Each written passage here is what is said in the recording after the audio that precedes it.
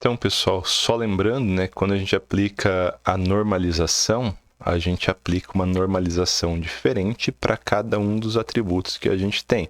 Então, cada um dos atributos, se a gente usar o min, max e scale, por exemplo, vai estar entre 0 e 1, referente ao o mínimo e o máximo daquele atributo. E a mesma coisa vale para o desvio padrão.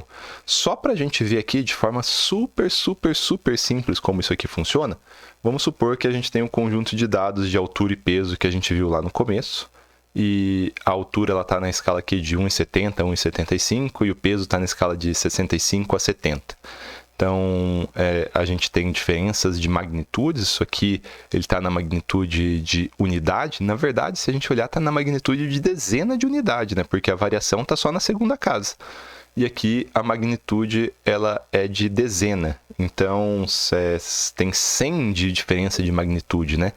Então, quando a gente aplica o min-max, a técnica de escalar mínimo-máximo aqui, a gente fica com a série de dados para altura entre 0 e 1 e a série de dados para peso entre 0 e 1.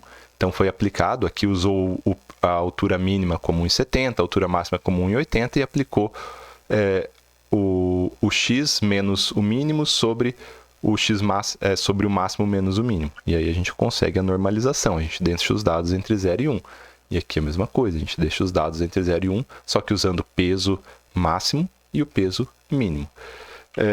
Se esse mesmo conjunto de dados fosse normalizado pelo Standard Scaling, basicamente seria calculado a média das alturas, o desvio padrão das alturas com base no desvio da média, no desvio quadrático da média, e aplicando nessa fórmula que está aqui escondidinha aqui embaixo, a gente teria essa relação entre os dados normalizada ali entre os valores que eu falei para vocês, normalmente entre menos 3 e 3, que seria normalmente 97% dos dados, eles estão até 3 desvios padrões da média. Claro, a gente está usando pouquinho dado aqui, ficam dados muito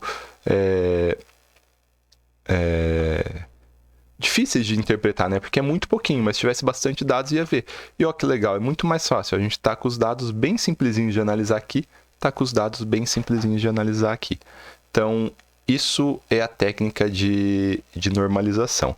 Quando a gente for implementar isso no Python, que a gente vai fazer isso essa semana, a gente pode programar isso, não tem problema, mas a gente também tem bibliotecas que fazem isso para nós. Tem bibliotecas de aprendizado de máquina que já faz tanto essa escalação dos dados, né, escala os dados para nós, quanto salva os valores que a gente precisa para escalar posteriormente, caso a gente precise reescalar os dados. Então isso é uma coisa importante, não é só fazer a escala, mas deixar esses dados, sei lá, de mínimo e máximo, ou de média e desvio padrão, salvos para que a gente possa aplicar isso futuramente. Vamos supor que a gente treinou a nossa rede neural, ela está treinada, bonitinha, está prevendo tudo muito bonito, e aí a gente vem com, agora a gente quer usar ela, né, para fazer previsões, a gente precisa usar ela para fazer previsões, aí a gente usa esse método que a gente já tem, né, que já salvou para nós como ele vai minimizar, como ele vai normalizar na verdade, e a gente pode aplicar nos novos dados essa normalização e usar os novos dados dentro da rede neural para fazer previsões. Então, de normalização é isso. A gente vai ver ainda uma técnica muito importante de pré-processamento na próxima aula, antes da gente voltar lá para o Python e fazer aplicações.